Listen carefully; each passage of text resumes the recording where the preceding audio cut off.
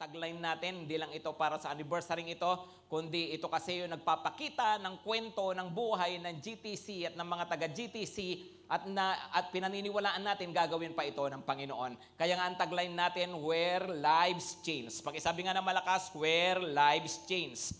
Pakisabi po ng malakas, I am where lives change. Amen. No, at tama-tama, yung katalista, ang ibig kasing sabihin niyan, sa English nga kasi catalyst, ang ibig sabihin niyan ay agents of change o kaya agent of change. So andyan na yung idea ng change bago pa man tayo magkaroon ng tagline na where lives change. At yung ating new breed, yung ating mga kabataan, andun din, tama-tama, tungkol din sa new, okay, yung new breed. At ngayon nga, no, of course, nung last Sunday, napakinggan din natin yung ating mga partners in Christ na wala nga lang siyempre yung salitang change, pero pwedeng magkaroon ng tagline. At I suggest, ang tagline po ng ating mga mag-asawa ay changing wives. No?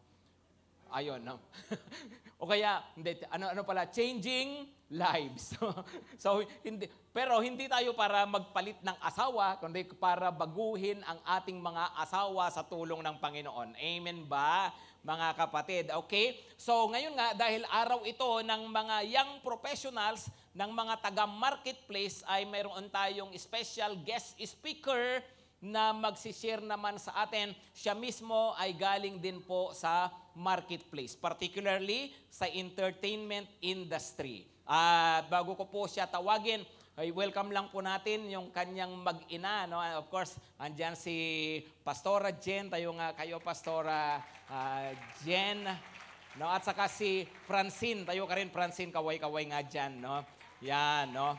Pinanood namin ni Denise yung The Voice mo, no? Nasa The Voice po. So, sila po ay sila po yung pamilya na of course mayroon pa silang ibang anak. Sabi ko nga po si Sealed ng Four of Spades ay anak din po nila. So, si Pastor Franklin po mismo ay ginagamit po ng Panginoon ngayon sa entertainment industry. Galing siya doon at ngayon siyempre ang focus niya ay sa ministry, pero ngayon nag-i-involve pa rin siya from time to time. Tama yung countdown, no? Countdown ni Gary V, no? Siya pa rin po yung tumugtog doon bilang drummer at siya nga po yung ginagamit nga ng Panginoon ngayon para maka-impluwensya din po sa kanila. Siya ay na-involved sa maraming mga malalaking mga concert bilang drummer. Kaya nga po magandang pakinggan nga rin po natin ang isang tao na galing sa marketplace at ngayon nga po naranasan din po niya kung ano ang ginawa at patuloy na ginagawa ng Panginoon sa kanya at kung paano siyang ginagamit palalo ng ating Panginoon. Welcome po natin, Pastor Franklin Benitez.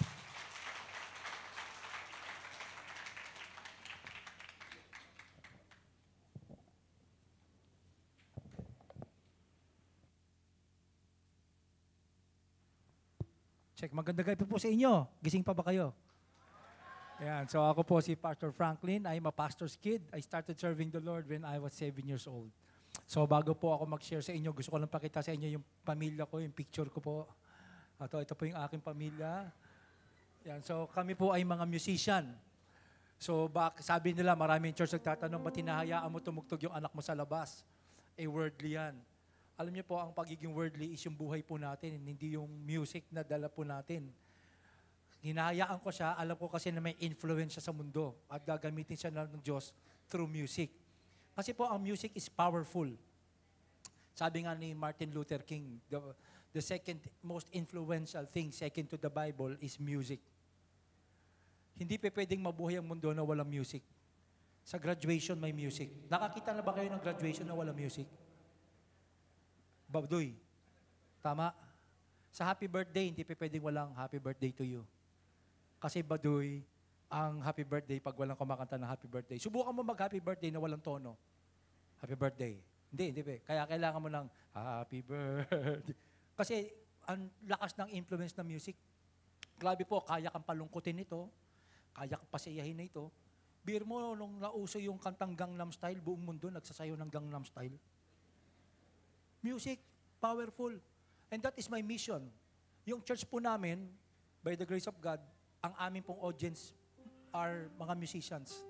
Yung mga sumasali sa mga The Voice, katulad ng mga, ano pa yun, by The Voice, sino ba yung mga maatin sa church, yung mga mga Got Talent, So lahat po ng kasi ako naniniwala, malaki ang influence ng music talaga. That's why yun po ang aking tinatarget talaga. So ito po ay sa music. So kung kayo po ay involved sa sports, pwede niyong gawin niyang influence para marami kayong madala sa kaharian ng Panginoon. Amen? Okay, gamitin niyo yung basketball. Ako, hindi lang music ang tinatarget ko to influence even sports. Nagba-basketball pa rin ako, kahit 51 years old na ako. Ginagamit ko yan to influence.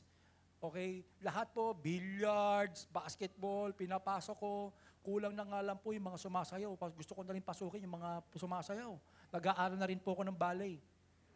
Opo, gusto ko na rin pasukin yan para lahat ng mga sumasayaw may influence. So, yan po ay aking pamilya. Yan po si Zil, yung anak ko. Yan po ay Zildjian ko po pinangalan niya kasi gusto ko siya maging drummer. Alam niya po yung Zildjian, di ba yung cymbals, nakikita niya Zildjian. Kaso hindi siya naging drummer, naging bahista po. Yung banda po nila na sumikat nung araw, mga 6 years ago, pangalan po are Four of Spades, mga youth member po namin sila. Nakatulad ng mga ito na kasama ko sa misyon. Pag nagmi-mission ako, binibigyan ko lang sila ng 250, masaya na sila. Doon sila nag-start, na-compose nila yung kantang Mundo. Dahil meron silang girlfriend sa church. At ginawa nila yung kanta na Mundo para sa mga girlfriend nila. Nakakalungkot lang, hindi nila nakatuluyan yung mga girlfriend nila. Opo.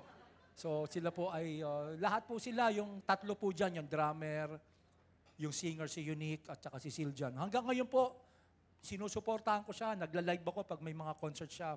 But I always remind him, make sure na yung talent mo na yan ay nagbibigay luwalhati sa Panginoon. Alam niyo po, matindi talagang influence ng mga music, ng music. Yung Iglesia ni Cristo, napasok ng Four of Spades po yan. Yung Iglesia ni Cristo, Pastor. Nag-worship kami sa aming church. Pagdating namin sa Philippine Arena ng Iglesia ni Cristo, bago po tumutugtog yan, minsan lumuluhod pa yan, tumuturo yan. Pagpasok po nila sa Philippine Arena, yung mga apo ni Manalo, nag-iiyakan.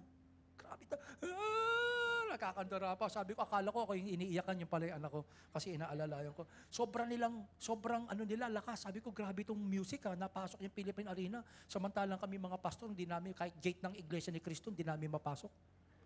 Sa sobrang higpit. Pero sila nakapasok dahil sa music. Ini-invite sila ng mga Manalo. Talagang kinokontak yung manager. Biglang sabi sa akin ng anak ko pag-uwi, Pa, walang kamalay-malay yung Iglesia ni Cristo. Bakit? Habang nadudun ako, kay Lord ako nakafocus. Yung worship natin kanina sa church, dinadala ko lang sa kanila. Huwag kang maingay. Secret lang natin yan. Ganun po tayo gumalaw bilang mga anak ng Diyos. Na hindi tayo pang Sunday lang. Na pagkatapos ng Sunday, gagamitin tayo ng Diyos. Ngunit hindi ka magagamit ng Diyos pag hindi na bago buhay mo. Kaya kailangan may mabago muna buhay. Kasi paano natin mababago yung mundo, yung community, kung hindi tayo magkakaroon ng tunay na pagbabago. Kaya sabi mo sa katabi mo, magbabago ka rin. Sabi mo sa tatlo, sabi mo, magbabago ka rin. Amen. Ang gustong baguhin ng Diyos natin, yung karakter natin. Amen. Akala natin kasi dati yung pagbabago, kailangan pag naka Lord na ako, kailangan nakabarong ako lagi, naka-long sleeve. Kita nyo nga naka-t-shirt lang ako ngayon. Sabi nila, pag born again ka, dapat bawal ang may kulay yung buhok mo. Tignan niyo po, may kulay yung buhok ko.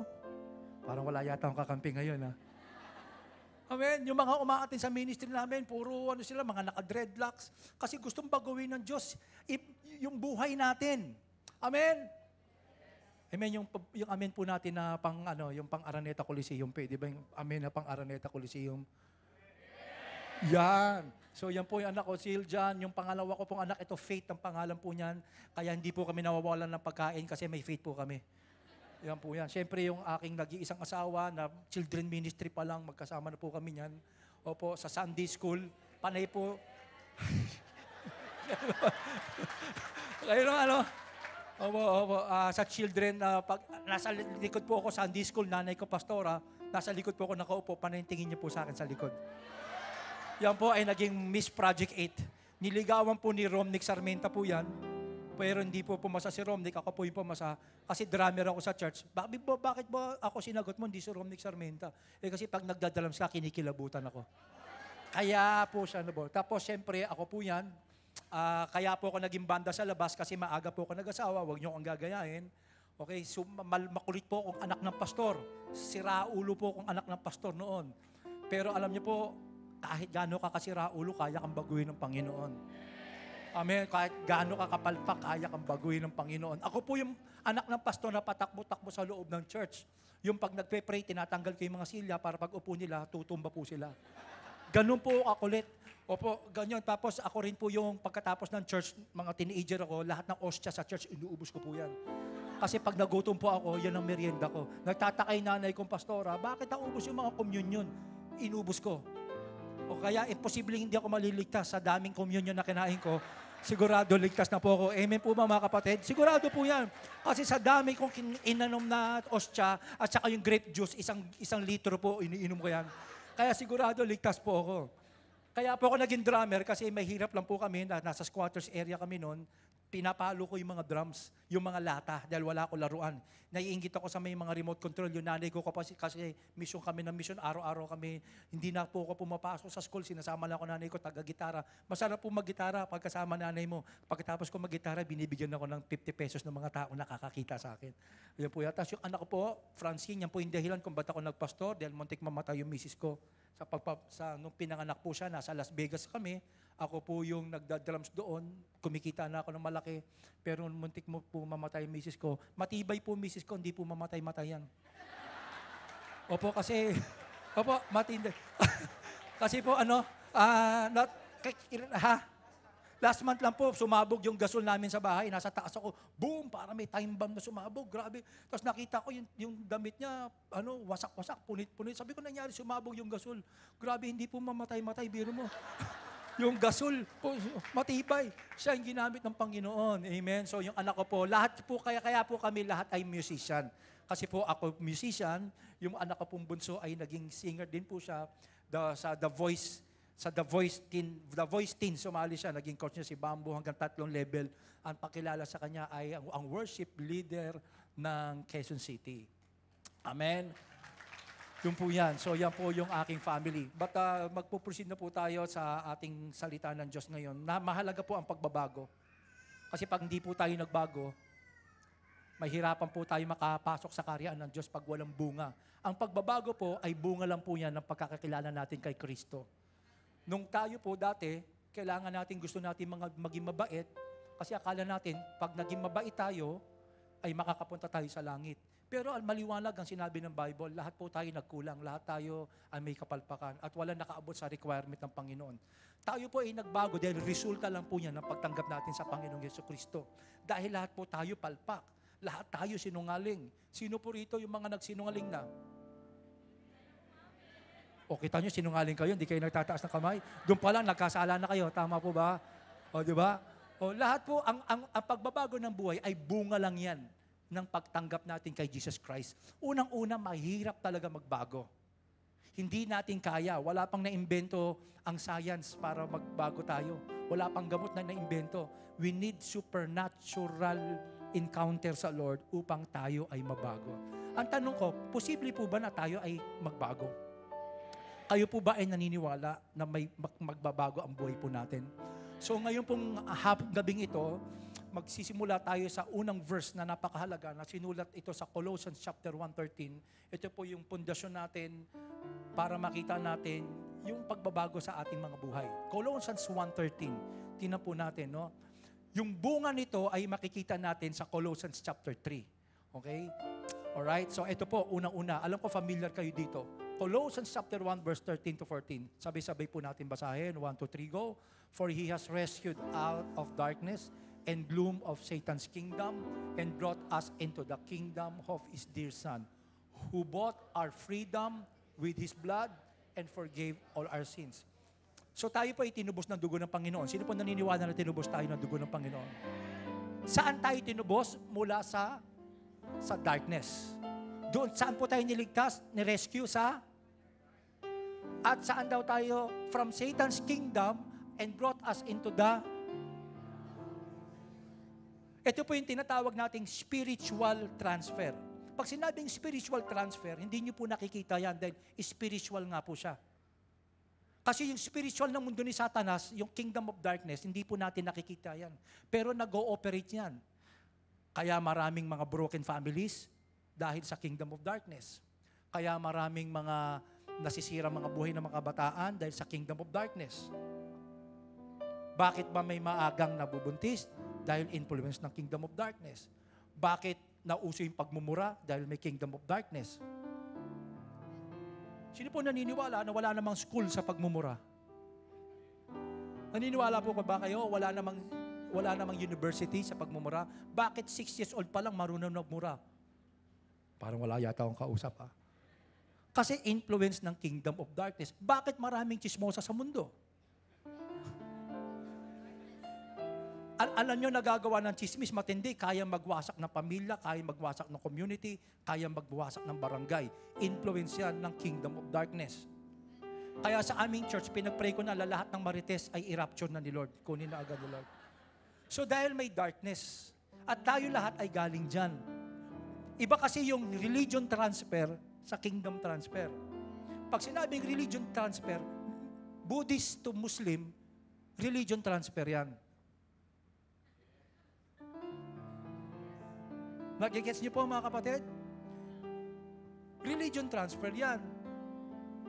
Iba yung kingdom of darkness, iba yung kingdom transfer, spiritual. Kaya nga tayo na born again, upang makapasok tayo sa kaharian ng Diyos, hindi lang sa future, pati ngayon. Bakit mahalagang malaman natin yung kaharian ng Diyos? Kasi si Jesus ay hari.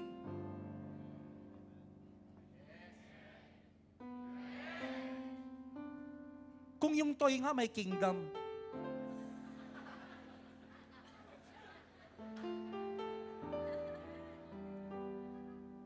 si Jesus, King of Kings. Yung kingdom, two-word, King's domain. Kung nasaan yung paghahari ng Diyos, kung saan naghahari ang Diyos, ando doon kanyang kaharian. Kasi dati naghahari sa atin si Satanas yung kasalanan. Tinubos tayo ng dugo ng Panginoong Yesus. Kaya nga ang sabi ng kanta ni Gary B, di ba? Alam niyo yung kanta ni Gary B?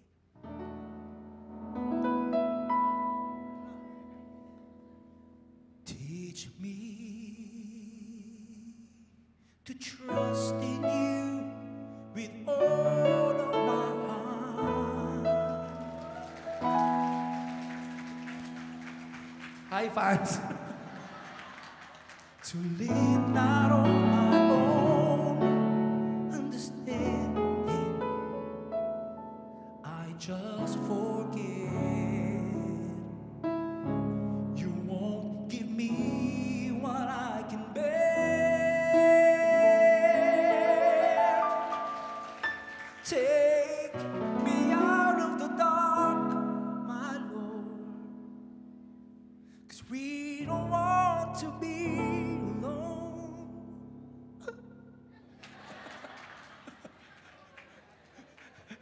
Naging Michael Jackson. Take me out of the dark. Kasi meron tinatawag na dark days and dark spiritual place. Pag nagkakaroon ka ng cancer, dark days of your life. Pag iniwan ka ng boyfriend mo, asawa mo, dark days of your life.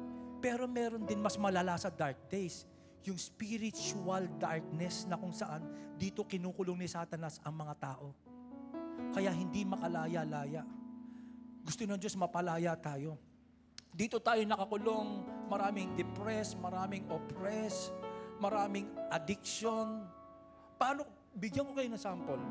Ba't ako ini-embrace itong message na ito, yung from darkness to light? Kasi naranasan ko kung paano ko kinulong ng demonyo, Pastor. Nasira po yung ulo ko nung 15 years old ako dahil sa shabu. Kasi po si Satanas, gusto tayong bihagin eh.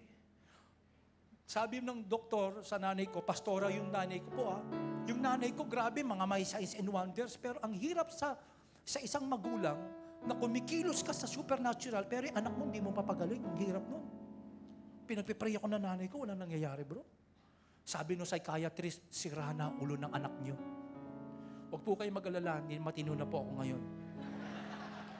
Opo, hindi ko na alam yung panaginip at yung gising. Tatanungin ko, mga kaibigan ko, gising ba ako o tulog ako? Tapos may mga naririnig na akong boses. Kahit mag-isa ako, bigla na lang akong iiyak. Binibigyan ako ng inom ng gamot pampatulog, hindi ako makatulog. Sirang-sira na, hindi na po ako makakalabas. Kahit dyan lang sa pintuan na yan, hindi ko na alam makabalik. Nasira po yung ulo ko dahil sa drug. Ganyang katindi ang kingdom of darkness. He will destroy the life of the youth. Kaya ako naniniwala na may Diyos. Kasi po dumating yung time, nakasama ko yung nanay ko, dinala ko sa crusade. Sabi ng nanay ko, kasama kita sa crusade. Biglang may nagpray na pastor. Ang lakas ng anointing ng Holy Spirit. Naramdaman ko yung apoy. Alam niyo po, wala pang 15 seconds. Pinalaya ako ni Jesus Christ sa pagkabihag mula sa dilim papunta sa kaliwanagan ng Diyos. Marami po kasing strategy ang kingdom of darkness. Pwede kanyang kulungin sa addiction, pwede kanyang kulungin sa kasalanan, pwede kanyang kulungin sa relihiyon. Madami siyang strategy. That's why yun ang prayer natin, nababuksan tayo ng Diyos, na hindi tayo mabibihag. Kasi matalino si Satanas eh. Tayo lahat ay spiritual hostage dahil sa kasalanan. Pero I have a good news for you. Namatay si Jesus Christ sa'yo. Siya ang tunay na hostage taker. Kahit na nasa Satanas ka na, kaya ka pa rin palayain dahil sa dugo ng Panginoong Yesus. Lakasan natin ng amen. Hallelujah. Yung pinakamalakas na amen. Kahit na gano'n kang kakulong, kaya kang palayain ng Diyos. Kaya kang i-transform ng Panginoon. Merong isang worship leader, kilalang kilala ngayon sa Victory Church. Ang pangalan po niya ay Katigo. Kilala mo yan. Siya yung top worship leader ng Victory Every Nation. Nag-preach ako sa camp. Hindi ko alam na meron palang tomboy sa likod. Basta sabi sa akin, the Lord, narinig, sabihin mo na may tomboy akong babaguhin ngayon. Biglang sinabi ko na lang, sa oras na ito, may tomboy na babaguhin si Lord. Grabe, binago ni Lord na bago buhay. Iyak ng iyak yung tomboy.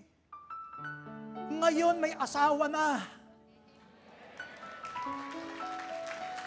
Hello! Pag na-encounter mo si Jesus, magbabago buhay mo. Hindi pwedeng ganun ka pa rin. Lakasan natin ng amen. Lakasan natin ng amen. Binago ng Diyos. Sabi mo, magbabago ka ngayon. Magbabago ka ngayon. Lahat ng playboy na tatay, hindi na magiging playboy sa gabi na to.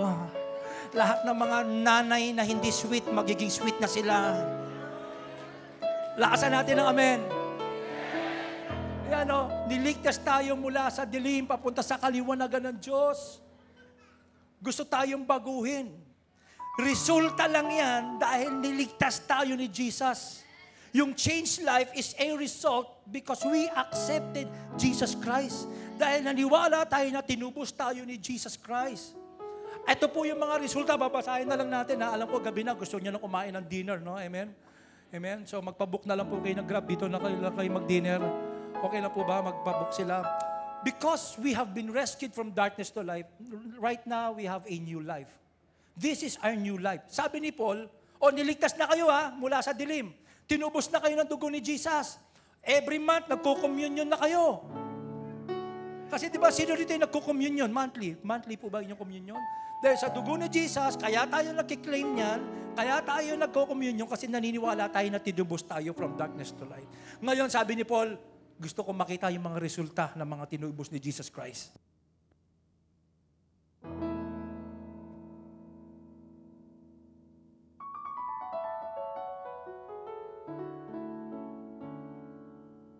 Nauubusan ako ng battery, pero yung spiritual ko mas lumalakas. Mawalan man yung baterya, pero yung ating kalooban ay lumalakas. Mabilis lang, babasahin lang natin. This is the result of being rescued from darkness to light. Ito yung ine-expect ni Paul sa mga niligtas mula sa dilim. Okay? Sabi rito, Colossians 3 tayo, you were raised from death with Christ, so live for what is in heaven, where Christ sitting at the right hand of God. Think only about what is up there. Ito yung mga naligtas na. Not what is here on earth. Huwag na tayo mag-focus doon sa mga buhay dito sa mundong ito. Dahil binago na tayo ni Kristo. Puro panglangit na iniisip natin. Taas ang kamay ng mga panlangit. Hallelujah. Kasi na-born again na tayo. Amen. Think only about what is up there, not what is here on earth. Your old self has died. Nung nakilala mo si Jesus, nalilipat ka from darkness to light, hindi religion to religion, but darkness to light, eto na yon. Yung buhay natin dati, patay na. Sabi mo sa katabi mo, patay ka na pala.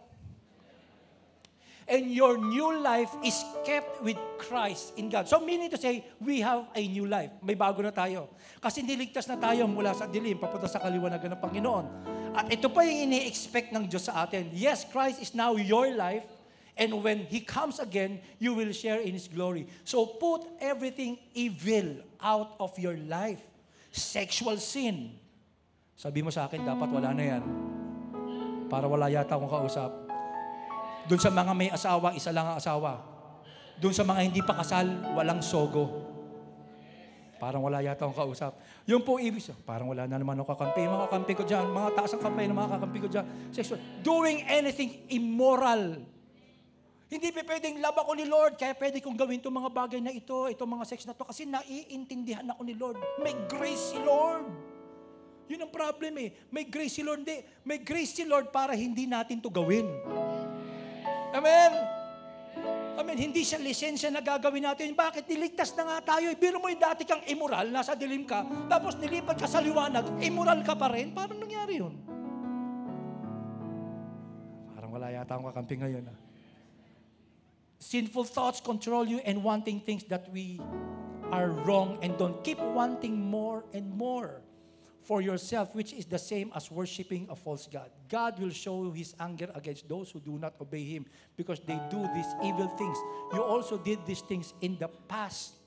Ito na yung dati nating buhay when you live like them. Sino yun? Yung mga taong nasa mundo. Ngayon ay niligtas na tayo mula sa mundo. Wala na tayo doon. Kaya nga nakalagay sa mga t-shirt ninyo, holy forever. We have been separated. Hindi na tayo utak mundo, hindi tayo buhay mundo. Pastor Frank, ba't ka tumutugtog sa mundo? Tumutugtog ako sa mundo, pero hindi ako namumuhay katulad ng nasa mundo. Marami nga nag-church, pero ang ugali, makamundo. Parang wala yata kakampi. Ano ba ang mundo? Pride of life. Di ba minsan, ang dami sa mga church, ang tataas ng pride. Tsaka na ako magpapatawad after 8 months pag may voice na ako narinig kay Lord. Parang wala yata akong kausap. Di ba ganon? So, sabi nga ni Jesus sa mga disciple, bago sa umakyat, ang prayer ko ay huwag kayong alisin sa mundo basta-basta. But ang prayer ko ay ingatan kayo ng Diyos dito sa mundo. Kasi mahal naman talaga ng Diyos ang mundo. Ang hindi lang mahal ng Diyos, yung sistema ng mundo. Yung nangyayaring kasamaan sa mundo. Pero mahal ng Diyos ang mga tao sa mundo. Kaya nga John 3:16, for God so loved the world. Hindi nga sinabing for God so loved the church. At sinabi ni Jesus sa mga disciple, you are the salt and light of the world. Hindi niya sinabing you are the salt and light of the church. You are the salt and light of the world. Yung mga banagong buhay, maging ilaw kayo sa sanlibutan. Meaning to say, pwede naman tayong, mamuhay dito sa mundo, pero hindi tayo nagsasalita katulad ng mundo, at hindi tayo nag-iisip katulad ng mundo. Amen? At hindi tayo nabubuhay katulad ng mga nasa mundo. Kasi iba yung takbuhan ng mundo. Iba na yung mga takbuhan ng mga totoong nalipat from darkness to light. Hallelujah. Kung sila tatlo, jowa nila, ikaw isa lang. Lakasan natin. Kung sila ay malakas magmura ng lahat ng tea, talagang tuloy-tuloy. Hindi na tayo ganon. Amen? Kung sila hindi nagpapatawad, tayo nagpapatawad. Bakit? Tagakaharian na tayo ng Diyos eh. Iba tayo, namumuhay tayo, makalangit dito sa mundong ito. Sabi, you also did these things in the past when you lived like them. But now, put these things out of your life. Sabi mo sa katabi mo, papatayin ko to. Anger, papatayin kita ngayon. Losing your temper, papatayin din kita. Ililibing kita ng buhay. Doing or saying things to hurt others, hindi na sa atin yan. Hindi tayo nananakit through our words. And saying shameful things. Don't lie to each other. Okay? You have taken off those old clothes. Hindi na tayo, bago na the person you once were and the bad things you did then. Now you are wearing a new life. Sino po ang handang susuotin ito?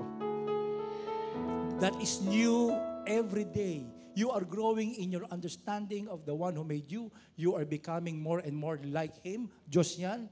In this new life, it doesn't matter if you are a Greek or a Jew. Wala na kinalaman dito. Kung Ilocano ka ba, ikaw ba ay taga-Japan, in-check ka man. Sino po naniniwala kahit in-check maboborn again? Yung mga India, maboborn again. Lahat tayo, importante dahil kay Kristo, magiging isang pamilya na tayo. If you are Greek or Jew, circumcised or not. Hindi na po nagmamatter yan. Next slide. It doesn't matter if you speak different language or even if you are a Scythian. It doesn't matter if you are a slave or free. Christ is all that matters and He is in all of you. Nalipat tayo, personal life po yan. 3 pointer lang po tayo. Pangalawa, yung buhay natin na bago, ngayon naman, nalipat tayo from darkness to light, ito naman po yung nagpapakita kung paano tayo kumilos sa loob ng church. Our new life with each other as family of Jesus Christ. How many of you believe that this is your family? Sabi mo sa katabi mo, huling church mo na to. Parang wala yatang kausap. Sabihin mo sa katabi mo, huling pastor mo na to. Parang wala yata akong kausap. Sabi mo, wala nang lipatan to. Hindi na ako lilipat sa ibang F fellowship. Kasi lahat ng church may F sa huli. Di ba? Sabi mo, last na church ko na ito. Amen? Sabi mo, liars go to church. Okay. Our new life with each other. Ito daw yung mga nalipat from darkness to light. Basahin natin. God has chosen you and made you His holy people, separated from the world. He loves you, so your new life should be like this. Show mercy to others. Be kind. Humble. Grabe, yan yung sinasabi ko. Pag ikaw ay nalipat na sa karyaan ng Diyos, magiging humble ka na. From darkness to light. Dati nasa darkness ka, puro ka kayabangan, puro ka pride. Ngayon ay meron ka ng humility. Binago ka ng Diyos. Kita nyo, napansin nyo, marami nag-religion transfer pero wala namang humility. Parang wala itang kausap.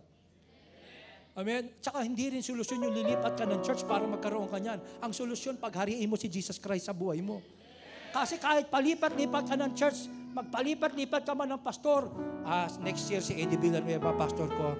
Sa susunod si Peter Tanchi naman. Susunod na pastor ko, ay doon naman ako lilipat sa favorite church. Lahat lilipatan ko yan. Kahit maglilipat ka dyan, kung yung pride mo at kayabangan mo nanatili, sayang. Ang hinihintay ng Diyos, ikaw ay nagpapakumbaba, hindi ka na mayabang, hindi ka na nagmamataas kasi binago ka na ng Diyos. Gentle and patient, okay? Walang katapusang pagpapasensya. Don't be angry with each other. But forgive each other sa loob ng pamilya, sa ganitong church, walang katapusan pagpapatawad. Sabi mo sa katabi mo, pinapatawad na kita. From your present sin and for your future sin. Don't be angry with each other, but forgive each other. You feel someone has wronged you, forgive them. Next slide. Bilisan natin. Forgive each other because the Lord forgave you together with these things. The most important part of your new life, ito na, is to love. What is the most important part of our new life from darkness to light? Is to love. Yan daw pala ang pinakamahalaga sa church, yung pag-ibig. Kasi minahal din tayo ng Diyos. Hindi tayo karapat dapat mahalin ng Diyos, pero minahal tayo ng Diyos. Kahit na minsan wala tayong manalangin, minahal tayo ng Diyos. Hindi nagbabago. Minsan nadyan na yung Bible, mas inuuna mo pa yung TikTok, pero minamahal ka pa rin ng Diyos. Bakit ba labis kang mahal ng Diyos? Kaya kung may kanta lang na awitin si Lord sa inyo, ito eh. Bakit nga ba mahal kita? Mas marami kang time sa kaibigan, kay Lord wala. Hindi mo pinapansin si Lord. Kahit di pinapansin ang damdam. Alam mo na nang matay siya sa krus, pero hindi mo pa rin siya pinapansin. Alam mo na yung John 3:16, pero wala ka pa rin gana mag-church, pero mahal ka pa rin ni Lord. Ano bang meron sa'yo? Ba't ka mahal ni Lord? Di mo man ako mahal. Inuuna mo pa yung boyfriend mo minsan kaysa kay Lord. Mas wino-worship pa natin yung ibang bagay kaysa kay Lord. Kasi pag sinabing worship, yung mas nauuna kay Lord. Alam niyo, sagutin niyo to. Kasi pag nasagot niyo to, yun ang wino-worship niyo. Hindi ako mabubuhay pag nawala ito. Yun ang sinasamba mo. Pag sinabi mong hindi ako mabubuhay na wala yung boyfriend ko, yan ang pinakamahal mo. Hindi ako mabubuhay pag nawala yung girlfriend ko, yan ang pinakamahal mo. Hindi mo ba alam na pag minahal mo ang Diyos, kaya niyang tapatan yung lahat ng meron ka na masigit pa? Lakasan niyo, amen. Hindi mo pwedeng sabihin, hindi ako na mabubuhay pag nawala itong trabaho ko. Hindi. Mabubuhay ka. Basta unahin mo ang Diyos. Kahit di mo siya pinapansin, mahal ka pa rin niya. Maging sino ka man, mahal ka ng Diyos. Kahit anong atraso mo, nakaraan mo, kakantahan ka lang niya uli. Ang pag-ibig ay sadyang ganyan. Lord, ang dami ko atraso. Tiwala sa isa't isa'y R&B kailangan. Lord, paano yung mga nagawa ko? Kasalanan. Kay Lord, di naman tayo makakatago eh. Si Haring David nga, alam ng Diyos, sa sampal ng nanay niya, magkakasala na siya. Alam ba ng Diyos na magkakasali si David sa harap sa tiyan pa lang ng nanay niya? Alam ng Diyos. Alam niya ba na maa-attract siya kay Bathsheba habang nagtitake a bath? Alam na ng Diyos. Sino rito yung alam mo marami kang kasalanan? Taas ang kamay. Pero ito malupit ha. Alam ng Diyos lahat tayo magkakasala. Pero nung nilabas ka sa tiyan ng nanay mo, hindi ka pa humingi ng milk. Pinakain ka Lord ng milk. Nagmakaawa ka ba sa Diyos para bigyan ng milk ng paglabas mo? Paglabas mo, ganito lang naman sinabi mo eh. Nagpe-pray ka na ba nun? Hindi nga, nagpe-pray ka na ba nun? Pero pinapakain ka ni Lord. Kasi mahal ka ng Diyos, hindi ka pa pinapanganak. Kahit ano man nakaraan mo. Tiwala sa isa't isa'y kailangan. Lord, ang dami kong boyfriend noon. Boy din ako. Dati mo pag-ibig, wala akong pakialam. Basta mahal kita maging sino ka. Sino ka? Sukang-suka. Sino ka na, kakainin ka pa rin ni Lord. Tatanggap pa rin. Ay nako, yung palakpak niya pang barangay. Kung naniniwala kang mahal ka ng Diyos, palakpakan mo ang ginawa ng Diyos sa iyo. Sa lahat ng kapalpakan mo, pinatawad ka ng Panginoon. Tinubos ka ng dugo ng Panginoong Yesus. Woo! Woo! Grabe ka. Ang tindi mo. Turo mo yung katabi mo, lahat ng pangit sa'yo. Turo mo. Sige, ituro mo. Pinaganda na ni Lord. Hey! Pagagandahin niya muna yung buhay mo. Tapos pagagandahin niya yung relationship natin sa loob ng church. Pag gumanda na yung buhay natin, ito na sa ating kapatiran. Let us love each other. Love is what holds everything together in perfect. Grabe yung unity pala, pwede maging perfect. Paano? Pag lahat tayo dito ay tunay na nagmamahalan. Mahal mo yung pastor mo, mahal mo yung sound technician, mahal mo yung nagka-car park, mahal mo yung usher, at higit sa lahat, mahal mo yung kumukuha ng offering. Kasi bakit? Binago ka ng Diyos eh. Yung malakas na palakpak para, oh, hallelujah! Salamat sa mga binago ng Diyos. Mahal tayo ng Diyos. At pagkatapos sa church, yung susunod na point natin, pagdating sa pamilya, grabe, lahat ng mga niligtas, mula sa dilim, papunta sa liwanag. Wala pa po akong pinapipiling relihiyon sa inyo. Ha? Pipiliin mo darkness and light lang. Kasi hindi naman bababa ang Lord dito. O, mamili kayo ha. Itong religion 1, Buddhist, akin din yan. Religion 2, Muslim, akin din yan. Ganun ba si Lord? Papipiliin ka, daming relihiyon? Hindi. Hari siya eh. Ang laman ng kanyang bibig, kaharian niya. Kaya nga tinuruan tayo ng manalangin. Pag sabi ni Jesus sa mga disciple, pag nalalangin kayo, ganito ha, sabi ni Jesus, pumasok kayo sa loob ng kwarto, sarado niyo yung pinto, at kausapin niyo yung Diyos na hindi nakikita. Sabi ni Jesus, pag nanalangin kayo, pumasok kayo sa kwarto, at kausapin ang Ama na hindi nakikita. Tama, mali? Ibig sabihin, ang Diyos pala, hindi basta-basta nakikita, invisible. Hindi pala sa kahoy. Hindi pala sa semento. Kasi nga, pumasok ka daw sa at ganito kayo manalangin. Sabi ng Jesus, pag nanalangin kayo ganito, Ama namin. Kaso pinalitan ng relihiyon. Imbis na Ama namin, Mama namin. Parang wala yata akong kausap na naman. No? Wala na naman ako kakampi. Di ba? Ang turo ni Jesus, Ama namin. Hindi Mama namin.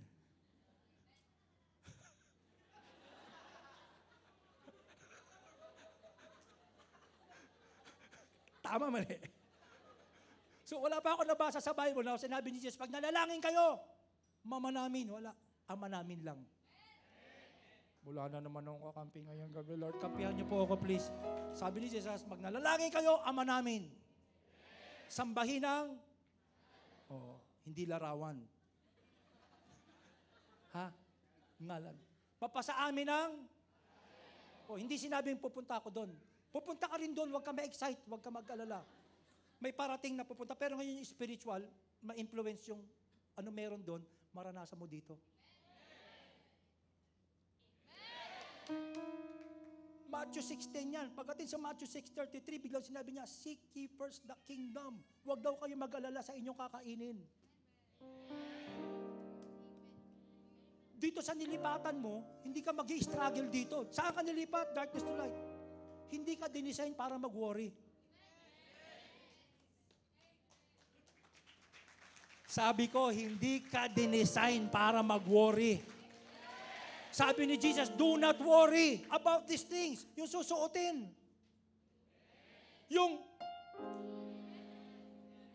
Sabi ni Jesus, kung yung mga ibon nga, hindi ko ginugutom, ikaw pa kaya, nakamukha ko. Ay nako, yung palakpak nyo, pang barangay. Hello! Yung malakas na palakpak. Hello!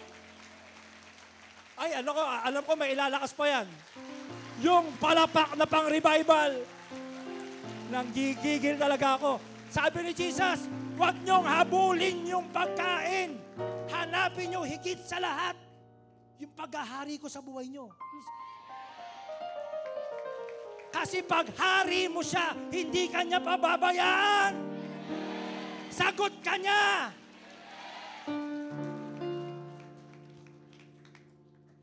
Kasi lagi siyang concern sa mga citizen niya. Baka nilipat ka eh. Hindi niya pababayaan yung mga tinubos niya.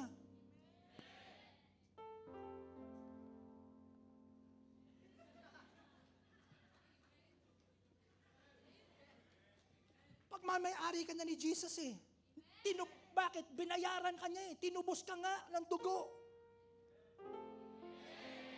Binayaran. Dati kang hostage, niligtas ka na.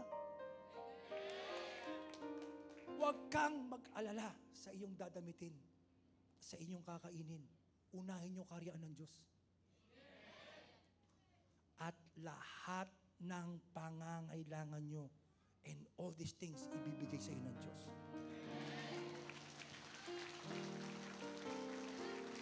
Alam niyo, bitin ako sa palakpas sa sigaw natin. Sumigaw po tayo para kay Lord. Yung sigaw na hindi mo pa nagagawa sa tanang buhay mo. Hello!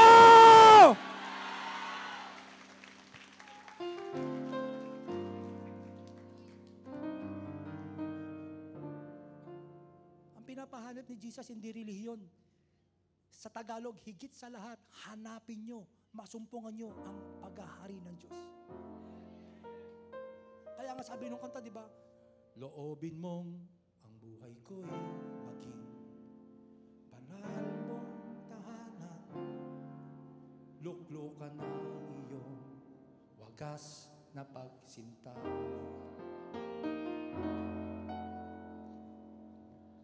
Daluyan ng walang hanggan. Papurit, pagsamba. Maghari ka, O Diyos. Ngayon at kailanman. ang Diyos ang naghari sa inyo, wala nang pwede maghari-harian pa sa buhay ninyo. Hindi na galit ang maghahari sa inyo. Hindi na bisyo ang maghahari sa inyo. Hindi na yung desire ng mundo maghahari sa inyo. Diyos na ang maghahari sa inyo.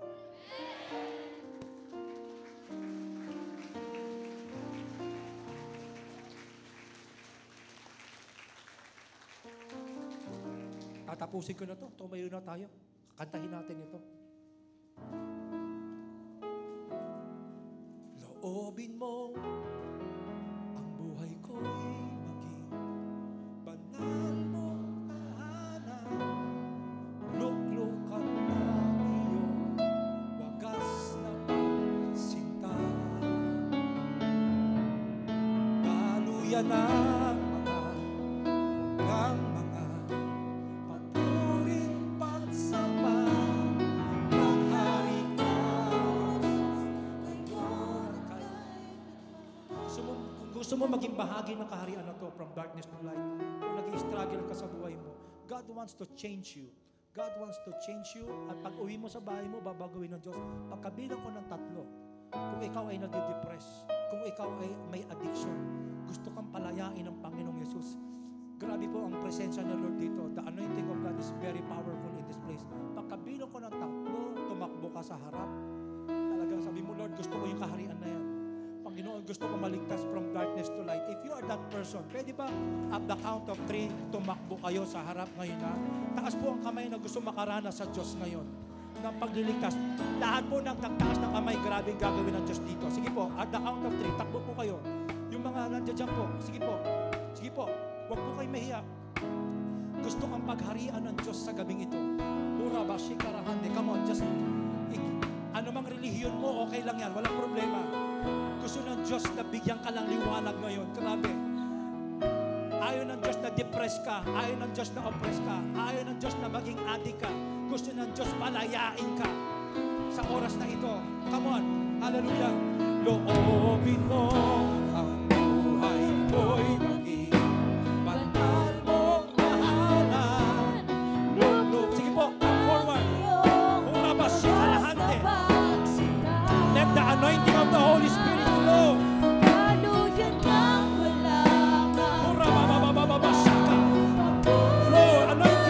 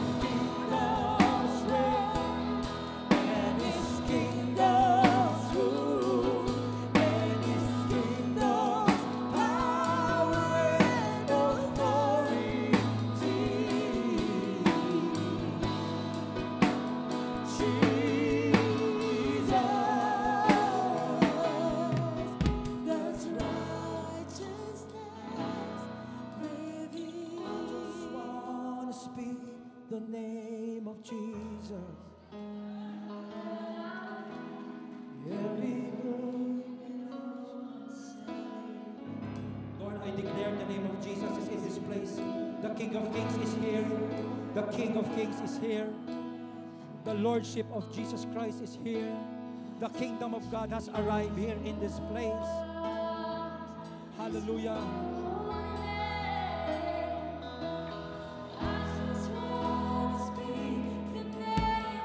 Lord, every addiction be destroyed. Any depression be destroyed. Thank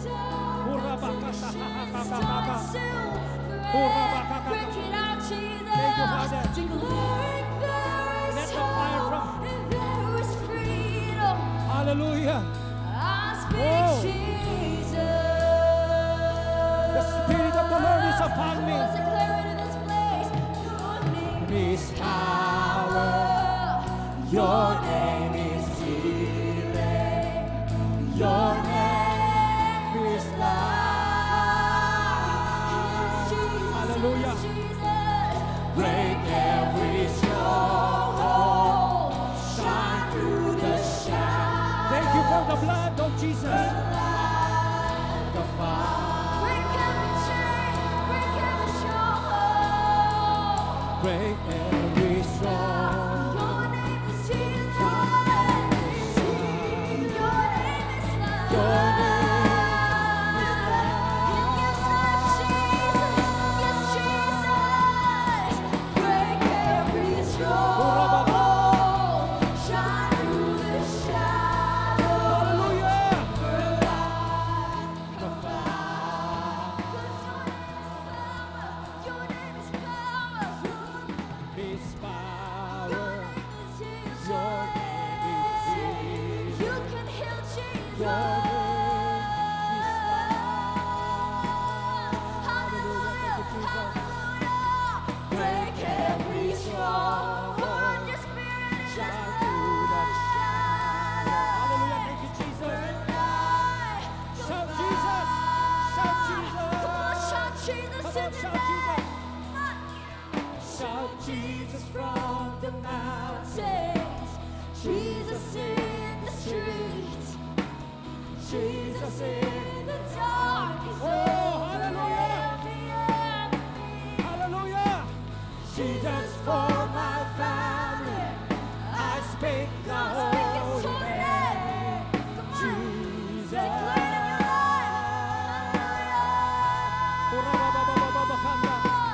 Shout Jesus from the mountain, Jesus in the street, Jesus in the darkness over every enemy. Hallelujah! Jesus for my family, I speak the holy name. We speak your holy name. Shout Jesus, Jesus, Jesus. Shout Jesus from the mountain, Jesus in the street,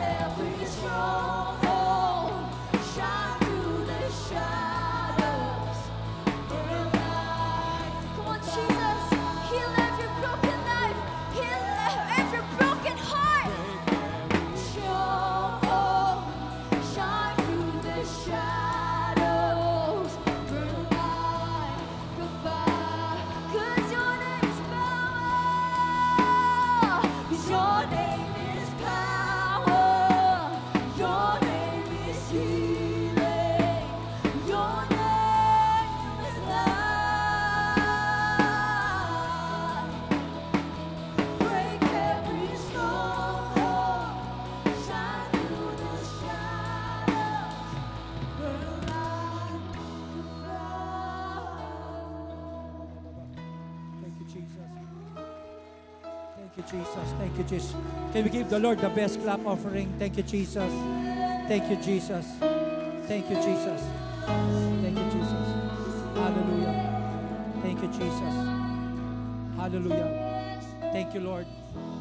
Lord, salamat sa iyong dugo na patuloy naming inaasahan sa mga panahon na ito. Lord, sabi mo nga, Lord, sa Revelations, we have overcome Him by the blood of the Lamb. Si Satanas ay walang kapangyarihan sa mga tinubos ng iyong dugo.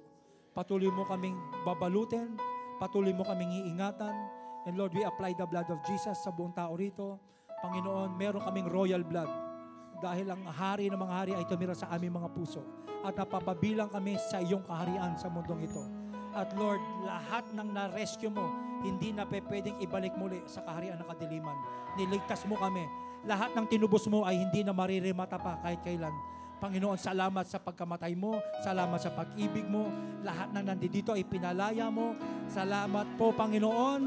Victory is ours in the name of our Lord Jesus Christ. And all the people will shout, Amen and Amen. Hallelujah!